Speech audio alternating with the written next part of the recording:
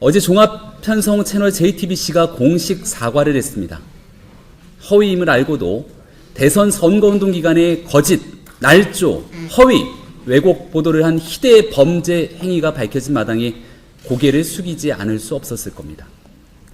2022년 2월 21일 대통령 선거를 불과 보름 앞둔 시기 주인검사가 커피를 타줬다.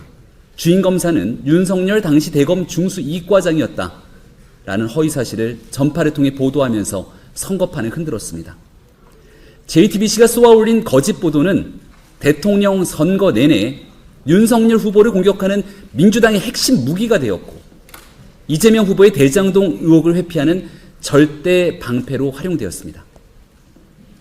이 JTBC 보도 바로 다음 날 민주당의 강병원 수석대변인은 커피 한 잔에 덮은 부산저축은행 대출 비리, 화천대유 윤석열 게이트의 시작이라며 대장동 의혹에 대한 역공을 펼칩니다.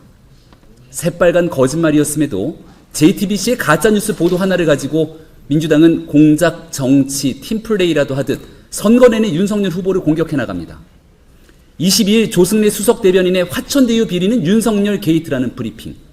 그 다음 날 23일 고용진 수석대변인의 봐주기 수사를 지휘한 검사가 윤석열이라며 대국민 사기극이라 윤 후보를 맹비난한 브리핑. 3월 1일 박찬대 수석대변인의 커피 타주고 죄 덮어준 스폰서 검사 윤석열 특검으로 진상을 밝혀야 한다는 브리핑. 3월 3일 특검을 거부하는 자가 범인이라며 윤석열 후보가 커피 한 잔에 비리를 덮어준 화천대유 비리의 실체가 윤석열 게이트라던 고용진 선대위 수석대변인의 브리핑. 3월 5일 조우영에게 커피를 타준 스폰서 검사가 윤석열이었다는 강병원 수석대변인의 브리핑.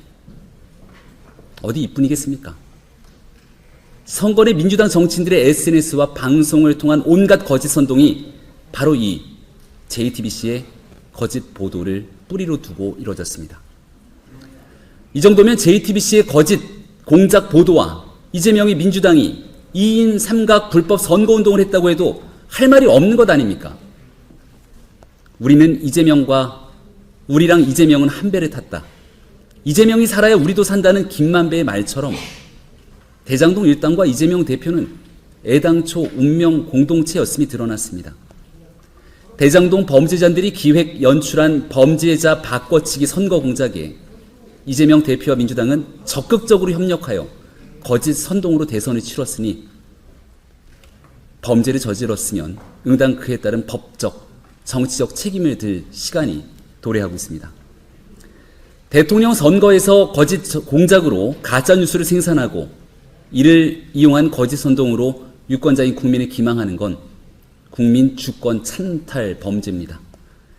대체 이재명 대표와 민주당은 온갖 거짓으로 허위사실을 유포한 대선 공작에 대해 어떻게 책임을 지겠다는 겁니까?